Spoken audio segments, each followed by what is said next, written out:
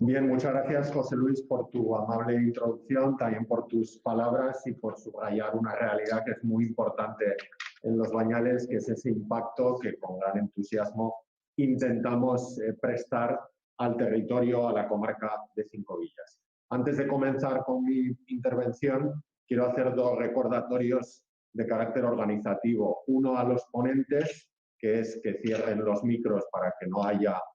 interferencias ni acoplamiento, y otro a los estudiantes registrados para el encuentro, que es bueno que firmen en el cuadro de asistencia del documento en Drive que se les compartió el pasado miércoles, donde, si avanzan en el documento hacia la parte inferior, pueden también ir dejando las preguntas que la intervención que voy a hacer ahora, o la de la profesora Íñiguez o la del profesor Ruiz de Arbulo, les puedan suscitar.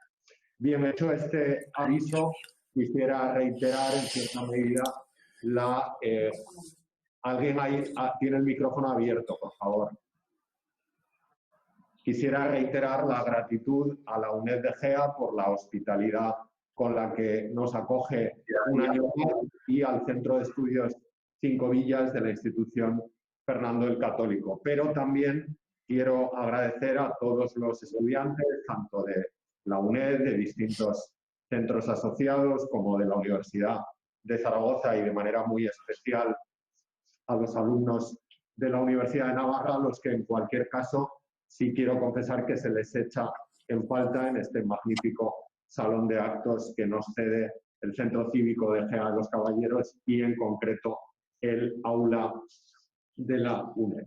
Esa gratitud quiero hacerla extensible a esta tierra de Cinco Villas, que hace apenas un año, cuando celebrábamos otra de estas jornadas, congregaba, como ven en las imágenes de hace un poco más de un año, la jornada fue a comienzos de octubre de 2019, a tanta gente interesada, como ha subrayado José Luis, por una de las señas de identidad del patrimonio comarcal, que es obviamente la romanización. Ese respaldo social que el proyecto de Los Bañales ha ido teniendo, ha tenido una traducción también institucional en el apoyo que la propia comarca de Cinco Villas como institución nos ha brindado. La comarca, el territorio, ha hecho primero el proyecto, y después la institución comarcal ha sabido realmente estar a la altura de esa catarsis que se ha producido en torno a la ciudad romana de Los Bañales, que, como comentábamos estos días en algunas entrevistas en Radio Zaragoza y en Ser Cinco Villas, se estaba convirtiendo en uno de los proyectos que más conocimiento estaba generando en los últimos años en torno a la vida urbana y al mundo romano en el norte peninsular. Bien, si recuerdan, el pasado año, en el ciclo de conferencias de 2019, señalábamos tres grandes aportaciones que nos parecía que la investigación en Los Bañales había hecho al estudio de la Hispania romana. Y quiero empezar recordándolas porque nos permiten aproximarnos directamente al asunto de los Parvaopinos. En primer lugar, Los Bañales, lo sabíamos cuando empezamos en 2009, sabíamos que podía ser un yacimiento arqueológico clave para caracterizar el perfil material, el perfil urbanístico y arqueológico de los municipios de derecho latino de época Flavia, que florecieron como comunidad jurídica hispano-romana entre los años 70 y 90 del siglo I después de Cristo. Avanzada la investigación en Los Bañales, a partir del primer año, pero de manera muy especial en las campañas de 2012, 13 y 14, Los Bañales empezó a subrayar o a constatar las dificultades y las debilidades que ese perfil jurídico de los Municipia Flavia podía haber llegado a sufrir. Creamos entonces esa categoría de los Oppida Laventia, de las Laventes Civitates, ciudades en proceso de ruina, ciudades en proceso de dificultad,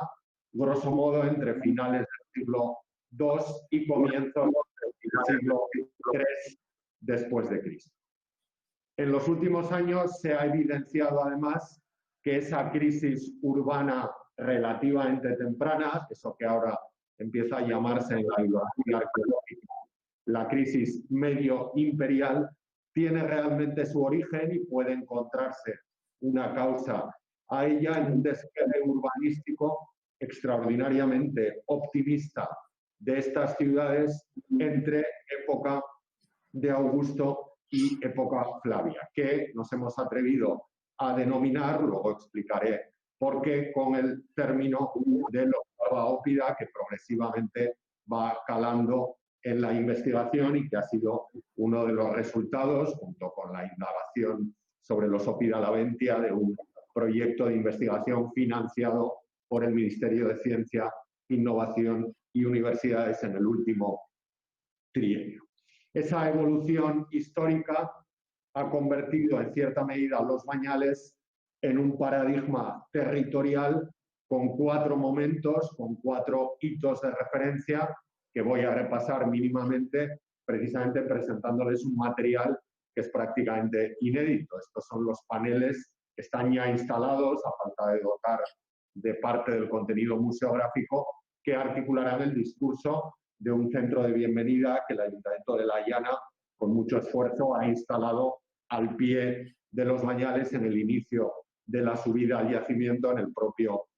casi en los límites del propio casco urbano de La Llana. La ciudad de los Bañales comienza su andadura en época de Augusto, tras la estela de la fundación de la colonia Caesar Augusta, la actual Zaragoza,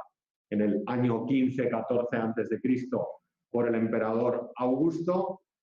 Recibe una gran maduración desde el punto de vista monumental y da claras muestras de apertura a los programas públicos en época Julio-Claudia, entre los años 20 y 70 del siglo I después de Cristo, momento en que probablemente los Bañales adquieren una especial importancia como encrucijada viaria entre la vía Caesar Augusta Venearnum y la vía Caesar Augusta Pompelo por el tramo del río Aragón. Recibe una maduración desde el punto de vista jurídico, un espaldarazo jurídico con la promoción al municipio de derecho latino en virtud de esa generosísima decisión del emperador Vespasiano de convertir en municipios latinos las ciudades que no fueran en ese momento comunidades privilegiadas. Y como último episodio de esa evolución urbana, por razones que aquí se verán, iniciará una crisis bastante prematura, o relativamente prematura, pero no exclusiva de los Bañales. Hoy sabemos que este es un fenómeno general en muchos ámbitos de la Tarraconense y de otras muchos ámbitos de Occidente a finales del siglo II, culminando con el abandono y la rápida ruralización del centro urbano y de su entorno durante el siglo III y el siglo IV después de Cristo. Hay 2 momentos en esta trayectoria de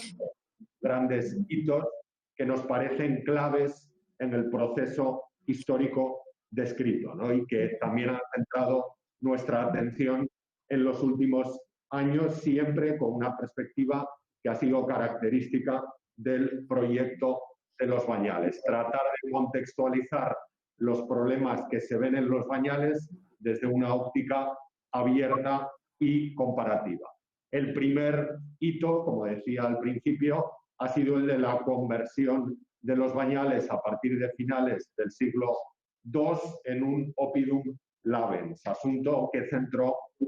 el volumen segundo de la serie de monografías de los Bañales que tienen en París. Ya saben que esa expresión de los Oppida Laventia procede de una referencia de la historia augusta, en la que en la vida de Marco Aurelio se nos cuenta que el emperador inyectó dinero a esas ciudades, a esos Oppidis Laventius, ¿no? Ciudades amenazadas de ruina. El otro momento, como decía al principio, es el que puede encerrar la causa de esa ruina de ciudades del perfil de la ciudad romana de los Bañales. Y a eso hemos dedicado, con contribuciones de colegas de Portugal, de Reino Unido, de Francia y de distintas universidades españolas, el volumen 3 que ven en pantalla y que también está expuesto en el atril que tengo delante de mí, que prácticamente tiene apenas un mes de vida. Perdonarán ustedes la cuña publicitaria, pero cualquier serie editorial como esta tiene que ser autogestionable, con lo cual les animamos a que adquieran el volumen bien a través de Pórtico Librerías, que la tiene accesible en Internet y que sirve a su domicilio, pero en reconocimiento a la lealtad de estar aquí un sábado por la mañana acompañándonos, al final de la sesión les enviaremos un correo con una forma alternativa y bonificada de adquirir el ejemplar a un precio un poco rebajado respecto del precio de venta al público, con lo cual estén atentos esta tarde a sus correos electrónicos. Esta segunda categoría, la de los Ópida Laventia, la de los Parva Ópida, perdón, está por tanto ambientada en el momento de los inicios de la presencia romana efectiva, de la pacificación del territorio del Valle Medio del Ebro en época de Augusto. Y ha abierto, no solo en la investigación peninsular, una serie de interrogantes que convienen muy bien al espíritu de los Parva Ópida, a lo que estamos encontrando en el registro material y en la evolución urbanística de los Bañales y algunos de los contenidos del volumen tercero de la serie de monografías Los Bañales. La primera pregunta es la que planteó hace no muchos años, aunque el tiempo pasa deprisa, el profesor McMullen, ¿no? Que se preguntaba de qué manera tan rápidamente el modo de vida urbano romano acabó haciéndose tan familiar y la civilización urbana romana apareció por todas partes, cambiando completamente la faz de esas ciudades nativas indígenas que empezaban a querer parecer grandes urbes romanas. La segunda pregunta, a la que el profesor Wallace Hadrill respondía en un libro más reciente, del año 2008, es qué elemento de esa civilización romana fue percibido como especialmente atractivo, especialmente irresistible para las élites locales, para las élites indígenas, como para que se implicaran en esas nuevas, como él las llamaba, olas de moda que caracterizaron la evolución urbana del primer periodo alto imperial. Y la tercera pregunta incide en que si, a pesar de ese éxito y de esa apariencia monumental, en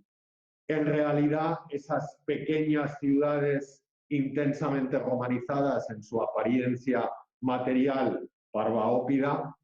no fueron acaso más frágiles, más orientadas o más destinadas a convertirse con el paso de las generaciones en laventes civitates, en ciudades en dificultad. Punto, por tanto, en el que convergen esas dos categorías historiográficas en las que hemos estado trabajando. Los Ópida Laventia hace más tiempo, los Parva Ópida en el último año y medio, cuyo primer resultado es el libro al que me refería anterior. Respecto a esta tercera pregunta, ya el profesor Álvaro Dors, en 1953, en la epigrafía jurídica de la España romana, comentando algunas dificultades que se evidenciaban en la epigrafía jurídica inmediatamente posterior a la extensión del derecho latino por Vespasiano, el bronce de Munigua o el bronce de Sabora, ambos en la Bética, se preguntaba si muy probablemente el desarrollo urbano en Hispania descansaba sobre lo que él llamaba una apariencia de bienestar general, y se preguntaba si a lo mejor muchas de estas ciudades, que serían medianas, pequeñas o incluso, como la propia Irni, muy pequeñas ciudades, fueron especialmente débiles en momentos en los que elementos coyunturales pudieron incidir sobre una estructura de apariencia de bienestar general, pero repleta de problemas internos, que pudo ser una buena definición del municipio de derecho latino hispano-romano, como diré en la parte final de la charla. Bien, esa constatación de que en principio esos Oppida labentia parecen corresponder a una categoría que artificialmente llamamos parva ópida, nos obliga a explicar ahora qué entendemos por un Oppidum parvum, aunque en el volumen al que aludía hace un momento hay una excelente exposición sobre el concepto del profesor Edward Bisham de la Universidad de Oxford, que estuvo en esta misma silla hace algún tiempo explicando ese concepto y luego lo ha volcado en el libro. Remito por tanto a él, pero yo voy a dar unas pinceladas sobre ese término, esa categoría, adelanto que artificial, de los parva ópida. Aunque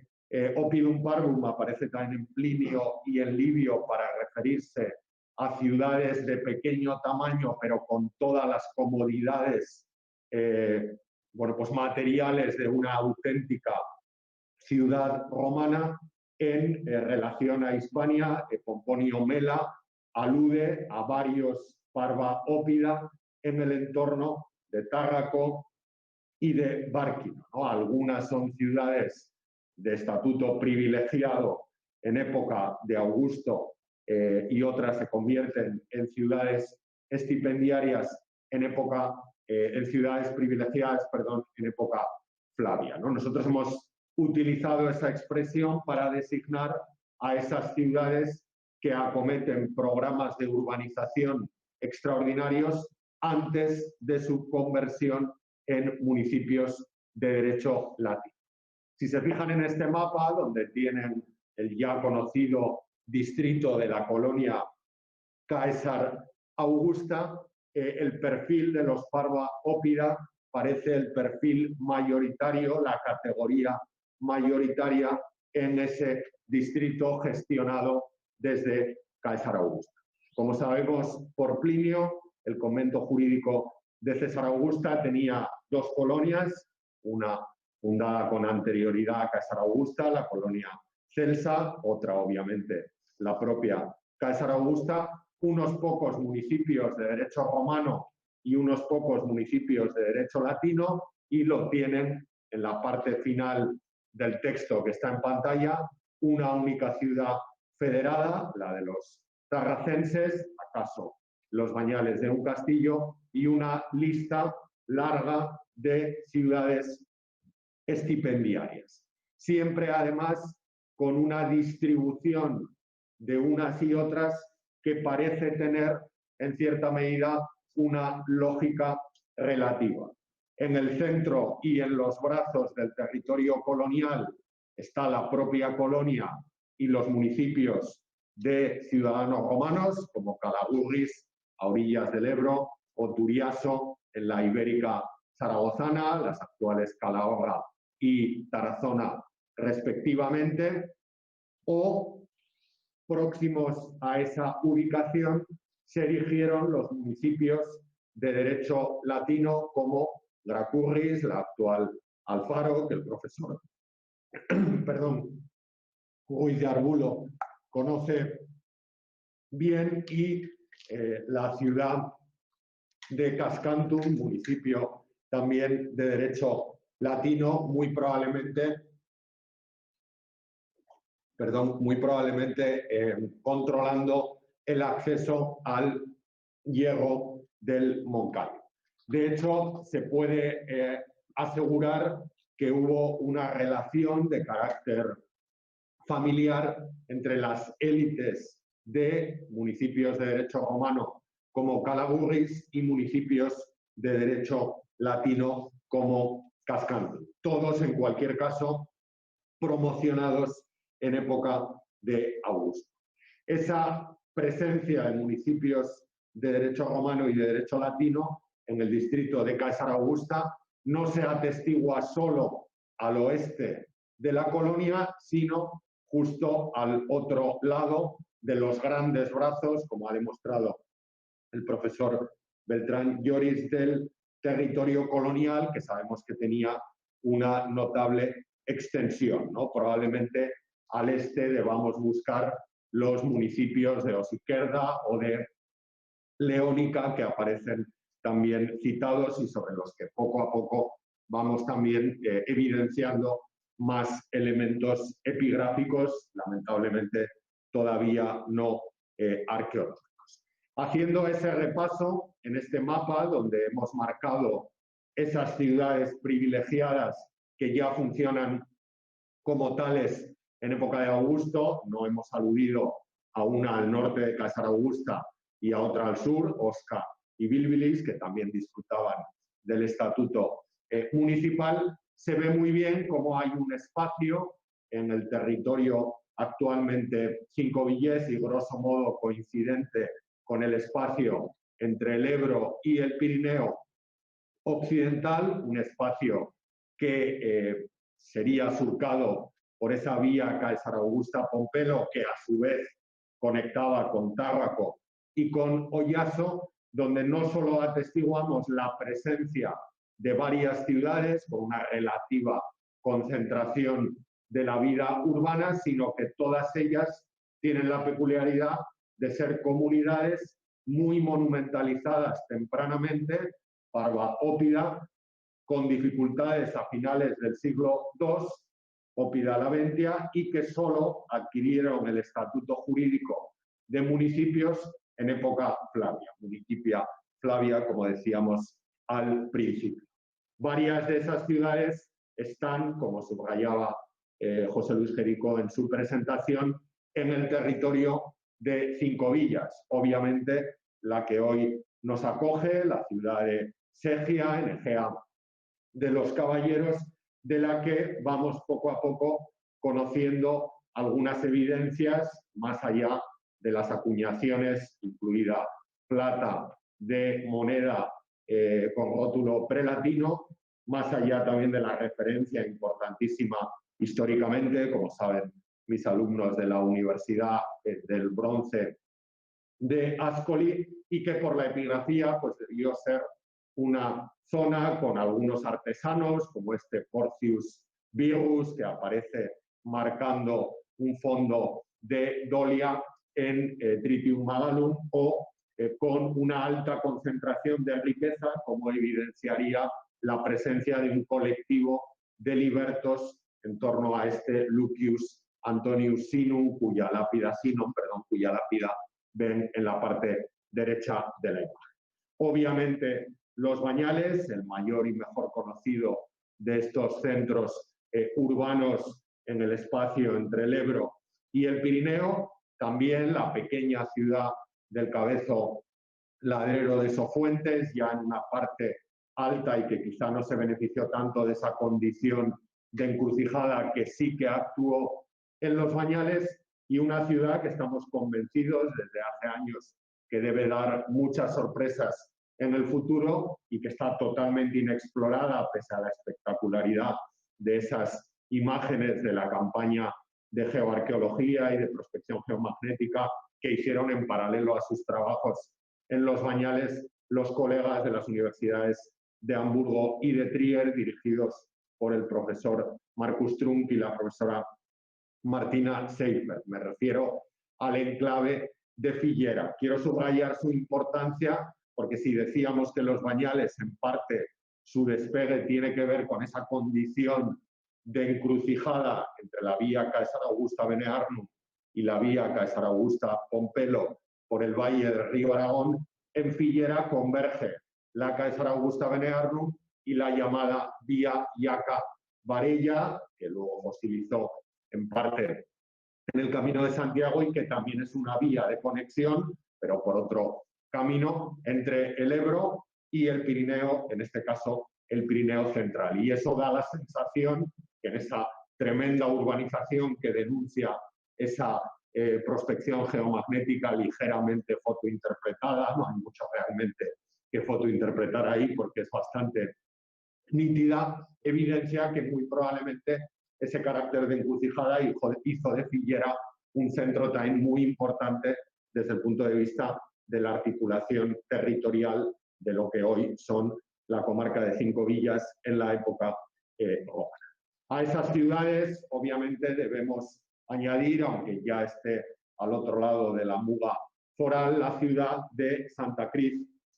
de Eslava, en el pequeño municipio de Eslava, en Navarra, donde, hermanados también con el proyecto de los Bañales, estamos poniendo en marcha un proyecto de recuperación, de dinamización, de difusión y obviamente también, porque es en realidad lo que sabemos hacer, de investigación arqueológica. Santa Cruz de Eslava tiene además la peculiaridad de que está aportando elementos muy visuales y muy ornamentales, datables en ese contexto del primer despegue urbano y que quizá están menos representados en el registro que nos ha llegado, aunque obviamente los habría en las otras ciudades a las que me he referido anteriormente.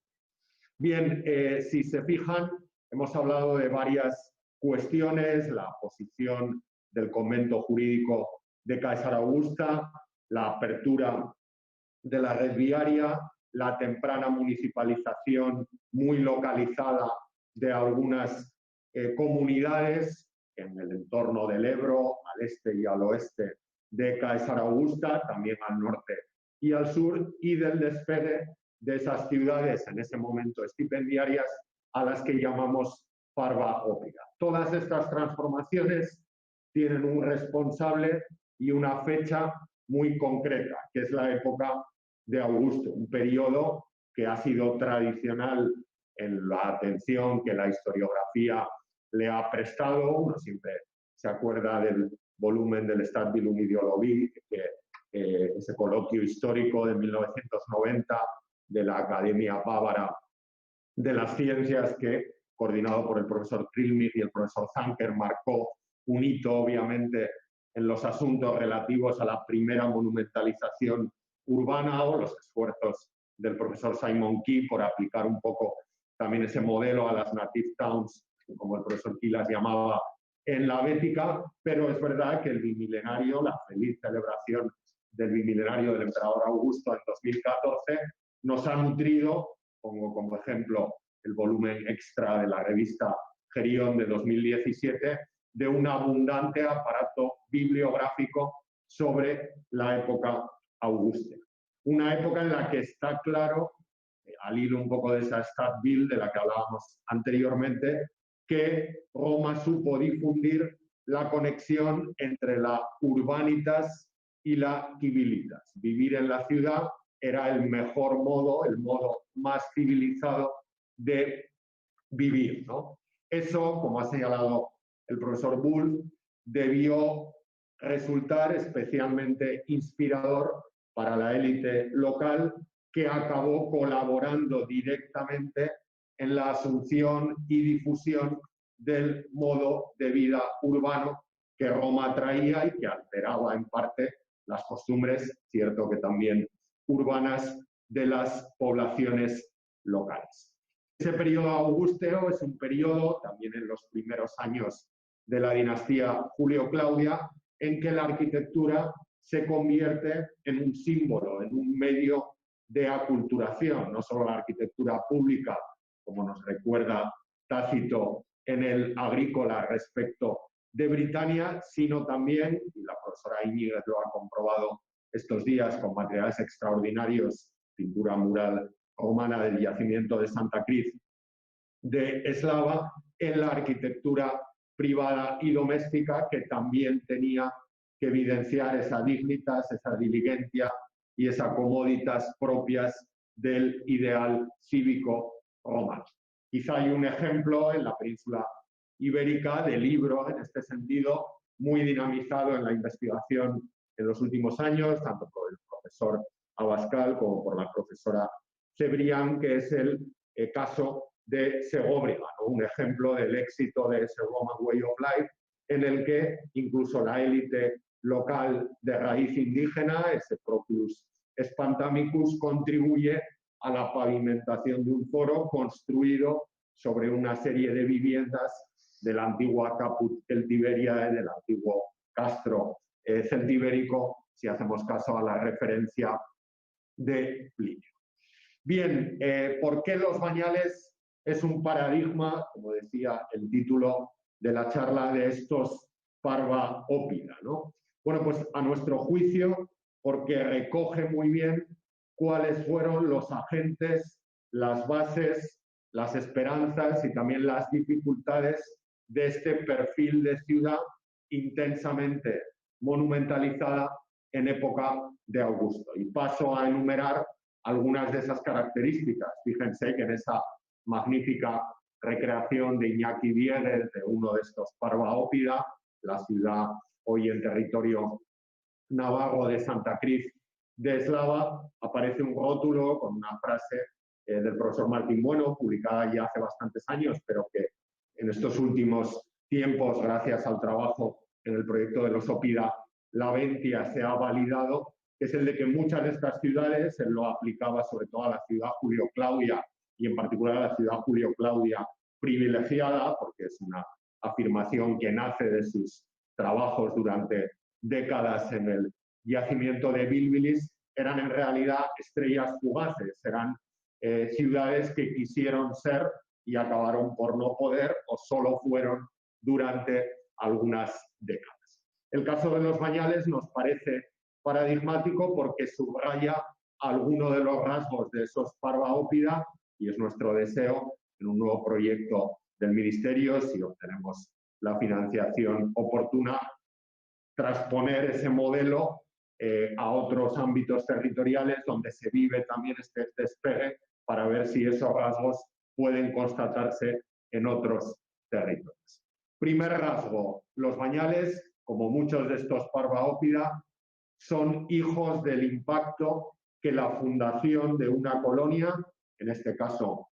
la colonia Caesar Augusta, tiene en el territorio. Un impacto más allá de la propia presencia de una serie de ciudadanos romanos, de veteranos, en este caso de la cuarta macedónica, la sexta Victris y la décima Gemina. Y un impacto que en el caso de Los Bañales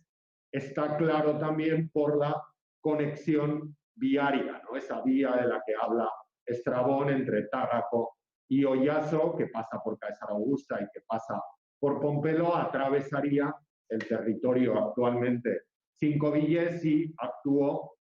como medio de difusión de esas influencias emanadas del ámbito colonial.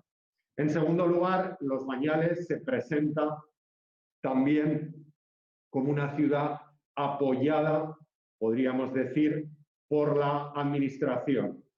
Si no directamente por la administración, sí por un elemento que se convierte en clave en la articulación prácticamente de todo el nordeste peninsular en época de Augusto, que es el ejército. Podemos decir que Los Bañales año a año se empeña en subrayar el perfil de una ciudad oficial, ¿no? Me quedo aquí con la expresión que el profesor Juan Santos y la profesora Dopico publicaron en un volumen de la revista de historiografía del Instituto Caro Baroja de la Universidad Carlos III, que era la expresión ciudades del poder, que también define muy bien eso que nosotros llamamos Parva Oppida. Ese apoyo militar, en el caso de Los Bañales, se concentró, se concretó en facilitar la conectividad de la ciudad. Las legiones de Augusto pavimentan la vía que pasa muy cerca de donde nos encontramos, del centro de la UNED en Egea y que asciende hacia el norte, pasando por Los Bañales, Castiliscar, Sofuentes y Fillera, auxiliando también a la dotación de una infraestructura propagandística y básica para una ciudad llamada a despegar, como es el acueducto. Queda para nosotros fuera de toda duda que esas marcas que aparecen en algunos pilarones del acueducto remiten claramente a la Legio Cuarta Macedónica y eso casa bastante bien con el aspecto quizá rústico, pero evidentemente práctico, con una substructio de piedra y una superestructura, un dintel de madera que parece conectarse también con obras apresuradas de carácter militar desarrolladas, en este caso, si son paralelas a las de la construcción de la vía, grosso modo entre el año 9 y el año 5 antes de Cristo, que son las fechas en las que se mueven los miliarios legionarios, del que veíamos antes un ejemplo, aunque hay otros que se han localizado para época de Augusto en la comarca de Cinco Días. Ese carácter de ciudad del poder, de ciudad oficial, se concreta también en la recepción en los Bañales, quizá con el empuje militar, aunque no podamos demostrarlo, de una serie de homenajes que exponen a la ciudad en pleno proceso de despegue y también en este periodo entre el año 12 y el año 5 antes de Cristo, los programas oficiales y las decisiones que salen para la gestión política del recién fundado Principado de la cabeza del emperador, el famoso pedestal ecuestre dedicado a Lucio César y probablemente su gemelo, aunque movido de los Bañales, cerrado en la parte trasera y llevado a Rivas en época posclásica, dedicado al hermano de Lucio, Cayo César. Estamos hablando de una ciudad, la de los Bañales, que tiene al ejército cerca, que parece que el ejército le regala infraestructuras, y aquí está la última sorpresa de los Bañales en este verano, el hallazgo de la muralla que cerraría la ciudad por el norte. Por el sur es un fondo de valle totalmente abierto hacia la vía. Si se fijan, la muralla parece continuar, solo hicimos un sondeo, por este talud, y anuncia aquí la presencia de una de las puertas de acceso a el núcleo urbano por la parte norte, ¿no? Por el paramento de sillares parece una construcción de época augustea y por tanto estaríamos o bien ante una muralla de prestigio que dignificara la fachada norte de la ciudad, que es precisamente la que proyecta su imagen a las tierras cultivables del valle del río Rigel, que ven un poco si siguen el camino de los árboles, ¿no?, que se ven en el fondo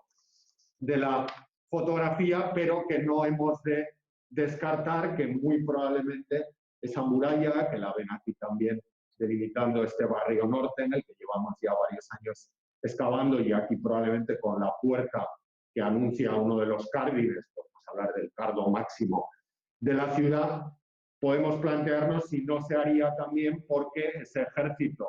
que está construyendo la vía que pasa al sur de los Bañales tiene necesariamente que estar acantonado en un lugar con sus tropas auxiliares y que es necesario también proteger ese espacio de acantonamiento militar, ¿no? Uno ve una imagen como esta y entiende el esfuerzo que hacemos constantemente por reivindicar que el proyecto de los Bañales tenga mucha continuidad, porque es evidente que interrogantes como estos no es un capricho resolverlos, sino que en ellos va implicada en gran medida parte de la información que podemos tener sobre la historia del urbanismo romano en Hispania y en concreto en este periodo augusteo y especialmente en el norte peninsular. En tercer lugar, los Bañales evidencia también que estos Parva Ópida son ciudades abiertas a la propaganda, y en esa propaganda hay un elemento vertebral en época augustea y en época Julio-Claudia, que es el culto imperial. Uno de los doctorandos del equipo de los Bañales, Luis Romero, que ha publicado recientemente una reinterpretación de este retrato que doña María Ángeles Mezquiriz presentó como un retrato Julio-Claudio de un privatus, y que Luis Romero lo ha presentado como un retrato de época de Claudio, del Divus Augustus, siempre bromea diciendo que llevábamos años buscando la cabeza de Augusto en los Bañales y la hemos tenido que encontrar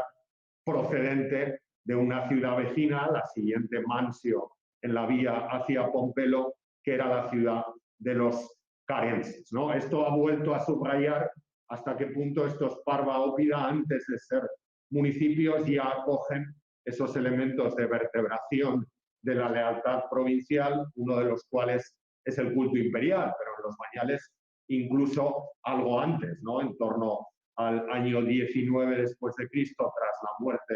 del César germánico, operó en el Foro de Los Bañales un grupo escultórico en el que figuraría ese joven César que, como decía Tácito, nunca debió morir, ¿no? Y que en cierta medida elevaría al paradigma de urbs celebérrima la ciudad de Los Bañales. Recuerden las disposiciones de la Tabula Siarensis o del Senado Consulto de Neopisón, dos de los monumentos epigráficos quizá más revolucionarios de la investigación o en la investigación sobre Hispania alto imperial en los últimos años, en los que se recomienda que en la capital provincial, en las colonias y en esas urbes celebérrimae figuren retratos, sombras fúnebres a Germánico. Curiosamente, además, en la Siarensis, con especial atención a enclaves donde hubiera presencia militar, una pista que en cierta medida puede añadirse a las varias que han salido aquí ya sobre el perfil militar o pseudo-militar de la ciudad romana de Los Bañales en este contexto. Ese horizonte que vemos en Los Bañales también se ve en cierta medida en Santa Cruz, donde vemos programas Julio Claudios, sean de privati o sean imperiales, que hablan de una intensa apertura a los modelos escultóricos romanos con mármoles itálicos, ese hermoso togado de época Claudia también, que procede de Santa Cruz, es un mármol de Carrara y bueno, estamos ya trabajando en un nuevo volumen del Corpus Signorum Imperii Romani que recogerá toda la estatuaria del territorio vascón y que permitirá juntar el notable repertorio escultórico de Los Bañales con el notable repertorio escultórico de Santa Cruz de Eslava, que deben entenderse conjuntamente porque, como ven, obedecen a ese gran despegue Julio Claudio. Fíjense en ese fragmento de cabeza con peinado Julio Claudio que pueden ver en el Museo Virtual de Santa Cruz de Eslava, de la misma manera que en el Museo Virtual de Los Bañales tienen el retrato de Germánico y las inscripciones a las que aludí anteriormente. Un cuarto rasgo de estos Parva Oppida, en cierta medida, nos permite recordar el título que, tomando una frase de Tácito que pronuncia respecto de Numancia, que escribe respecto de Numancia, lo usábamos en el título de la jornada, ¿no? Parva Civitas sed gloria incens, ¿no? Una ciudad pequeña en tamaño, pero grande en fama, decía Tácito sobre Numancia. Bueno, pues Los Bañales en cierta medida da esa sensación porque es una ciudad pequeña, pero con benefactores muy bien conectados, con patronos, aunque no tengamos la confirmación epigráfica del título de patroni, muy bien conectados, buenos, porque son generosos, pero eficaces, porque están muy bien relacionados con el poder. Quizá el mejor ejemplo, en realidad el único ejemplo, pero bastante elocuente, es el de Quinto Sempronio Vítulo, su padre, Lucio Sempronio, al que remite la filiación de su cursus honorum, de su onomástica. Ya debió ser un cargo influyente en las unidades militares en las que luego serviría su hijo, Quinto Sempronio, y en particular en el ala tauriana, porque él entró directamente como oficial de caballería del ala tauriana, una de las unidades auxiliares de las legiones del ejército de Augusto en Hispania, pero que, como nos recuerdan los dos pedestales que enmarcarían el pedestal de Tiberio, llegó a ser subprefecto de la corte de los germanos, de la que sabemos que Tiberio reclutaba, como nos cuenta Suetonio, a su guardia personal. Bueno, pues ahí tienen un caso de un personaje, Quinto Sempronio Vítulo, oriundo de Los Bañales, su padre probablemente con cierta mano en el ala tauriana, que nos recuerda quizá la labor de reclutamiento de Estatilio Tauro y alguien que por tanto pudo conocer incluso al propio Augusto, a Agripa o a Mecenas, y la relación de su hijo Quinto Sempronio Vítulo con Tiberio a través de la Cors Germanorum, y que de hecho quiso ser inmortalizado en el foro de la ciudad con un programa ecuestre triple, un poco como este que ven en esa conocida pintura de Pompeya, en la que aparecería in custodia corporis el propio Vítulo en dos estatuas ecuestres enmarcando la estatua principal del emperador. Un quinto rasgo de estos Parva Oppida es que son ciudades relativamente presuntuosas, muy presumidas desde el punto de vista urbanístico. Asumen claramente el axioma romano, que estaba un poco en el texto de la Agrícola de Tácito, de que la dignitas de ciudad conlleva siempre una facies, una decus urbanística, un decoro urbanístico monumental que no se puede perder. Y por tanto, todo lo que construyen en ese periodo es estrictamente canónico y guarda relación directamente con los modelos arquitectónicos que llegan a la capital provincial y que llegan especialmente a la capital conventual, a Caesar Augusta, con la que los Bañales mantuvo una activa relación. Eso se ve muy bien, por ejemplo, en la planta del Foro de los Bañales, sobre el que Luis Romero está ultimando una tesis doctoral que pronto se defenderá en la Universidad de Navarra, y no solo por la planta, sino porque el Foro de los Bañales, ahí lo ven en esa excelente recreación de Pablo Serrano, el Foro de los Bañales tuvo una capacidad de impacto sobre el paisaje extraordinaria, elevando su arquitectura para ser visto tanto a la espalda como hacia el fondo por los viajeros que pasaban al pie de la ciudad en la vía Caesar Augusta Pompeyo. Quizá esta arquitectura escenográfica de corte casi helenístico y presuntuosa soporta muy bien esa expresión que en los últimos años hemos empezado a incorporar todos los que nos dedicamos a la vida urbana hispano-romana, que es la de las ciudades escaparates, ciudades que proyectan una imagen al exterior que resulte atractiva. También fue una ciudad escaparate la de Santa Cruz, lo que pasa que del foro de Santa Cruz de momento solo conocemos una cuarta parte, el frente meridional de la plaza, pero que construye una gran substrucción que con la oportuna firmitas, aunque en el caso de Santa Cruz esa firmitas, esa solidez arquitectónica, ya veremos luego que no estuvo del todo garantizada, buscan una visibilidad, una proyección de la ciudad hacia el exterior. De esto habla precisamente un excelente artículo del profesor Thomas Sattner en el volumen tercero de la serie de monografías Los Bañales, en el volumen de los Parva Oppida. Esto se ve también en pequeñas ciudades de las que apenas sabemos nada, que ya es mucho, porque de muchas de las que estamos hablando no conocemos el nombre romano del entorno. Por ejemplo, esta ciudad de Lumbier, la Iluberis de los Iluberitani Pliniano, en la que en la parte alta de la ciudad se levantan unas estructuras de Opus Caementicium para alzar en la parte más visible del caserío de Lumbier, bueno, pues para alzar el foro, que sea el gran escaparate de la conversión de esa ciudad nativa, una ciudad desde el punto de vista toponímico claramente vascónica, como un modelo de ciudad a la romana.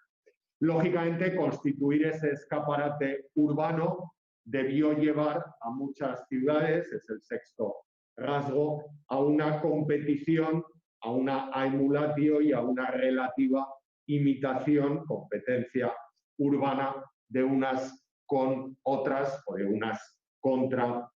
otras, ¿no? Quizá el caso más nítido es el paralelo entre el lateral oriental del Foro de los Bañales, que probablemente soportaría la Basílica Forensis, y el flanco meridional del Foro de Santa Cruz de Slava, con idénticas dimensiones,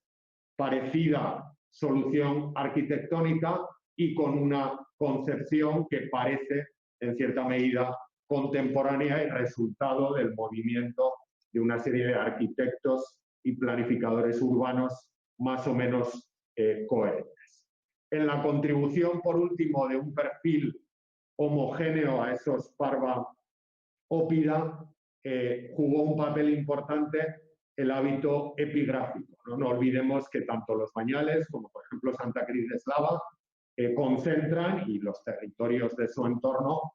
casi el 70% de las inscripciones romanas que hemos encontrado en el territorio actualmente aragonés o en el territorio actualmente navarro. Y eso se debe a un florecimiento extraordinario del hábito epigráfico que, cuando podemos, con la dificultad que siempre tenemos en epigrafía para datar las inscripciones, cuando podemos datarlas en los ejemplares más tempranos, como esa inscripción que hoy se conserva en el Museo de Castiliscar, o la inscripción de Atilio Áquilo del Torreón de Sofuentes, parece que nos remiten a poblaciones conectadas con el ámbito militar y que actúan como difusoras del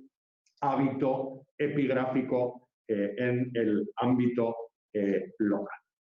Por último, todo este despegue que hemos visto entre Augusto y Nerón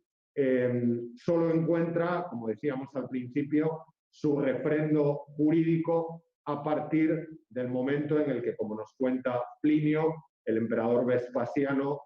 otorga el ius lati universa Hispania, a toda Hispania. Eso tiene consecuencias que en los Bañales y en otras ciudades del entorno ya sabíamos que son bastante evidentes. Sus ciudadanos, con seguridad los de Segia y con seguridad también los de los Bañales, como prueba la inscripción del mausoleo de los Atilios de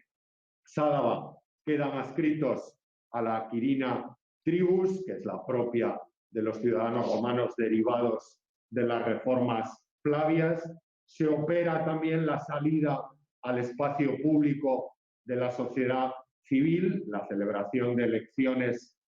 anuales para los magistrados cívicos, para los magistrados urbanos, obliga a esa competitividad y a esa visibilidad urbana que a veces utiliza, como en este hermoso recinto de la Victoria Imperial, acontecimientos importantes en la biografía imperial para articular esas celebraciones, de la misma manera que la promoción al estatuto municipal en los Bañales supuso, al menos que sepamos, la construcción no solo de esos saquela de autorrepresentación del pórtico occidental del foro, al que pertenecía el programa de los Fabios y las Porcias que hemos visto en la diapositiva anterior, sino también la construcción de las termas, que parece que por planta, estas termas que excavó don Antonio Beltrán, debemos fechar en época Flavia. Si se acuerdan, antes citábamos un pasaje ciceroniano en el que se decía que la romanidad también debía llegar al ámbito doméstico, al ámbito privado, con el extraordinario hallazgo de ese derrumbe de un programa pictórico, probablemente de época Flavia, en una de las viviendas del barrio norte de los Bañales. Las imágenes del pasado verano vuelve a subrayar cómo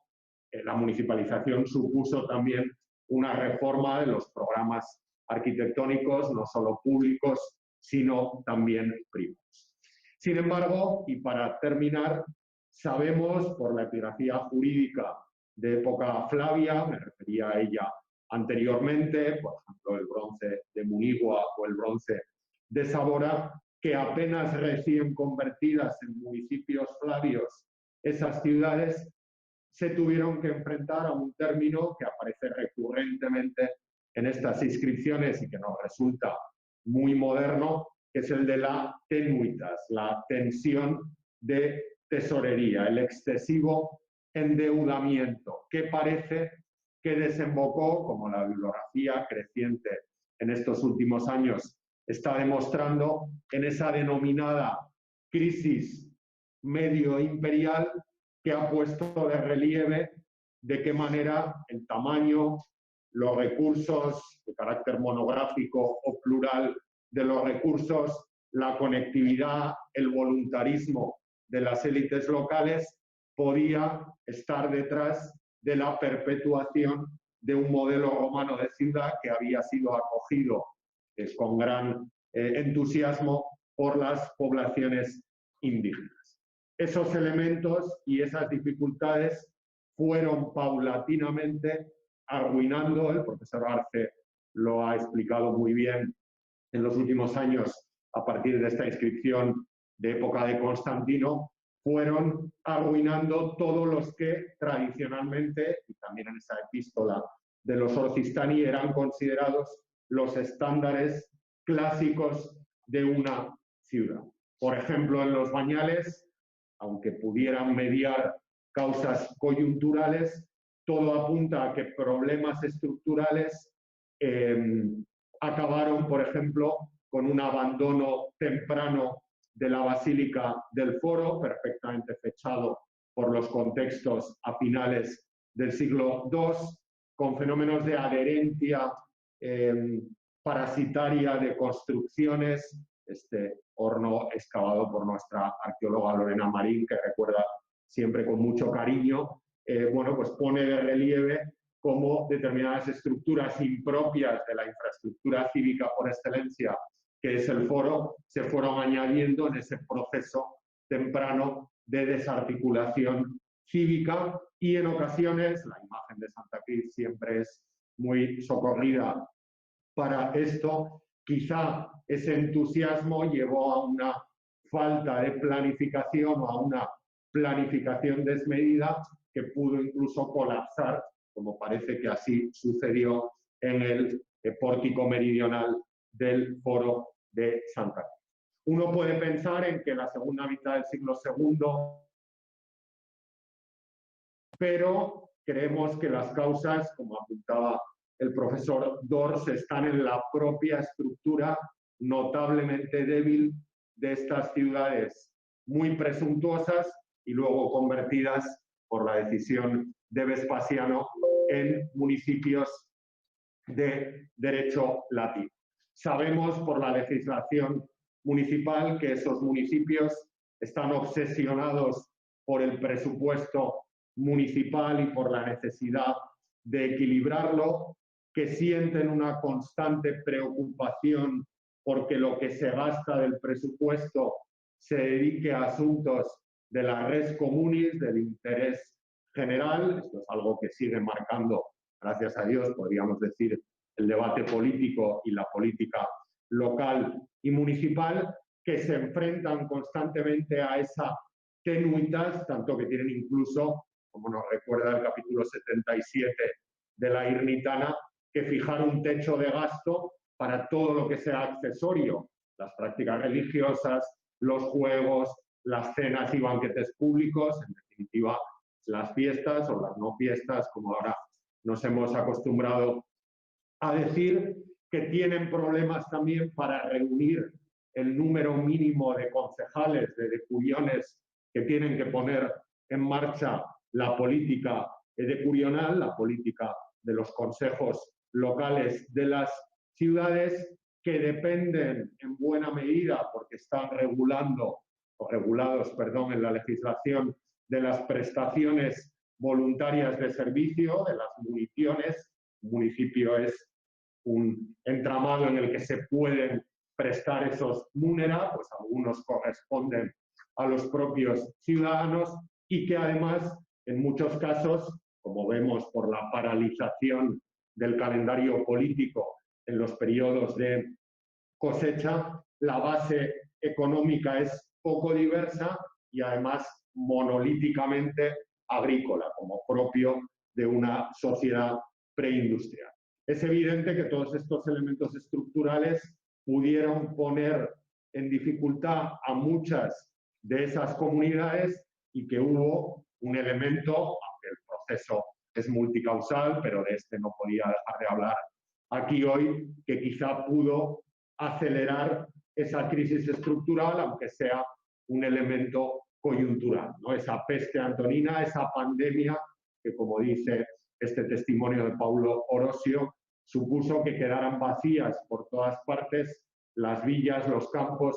y las ciudades sin cuidado ni habitantes. Imagínense cómo se viviría la distancia social en un contexto pandémico de peste como el que se vivió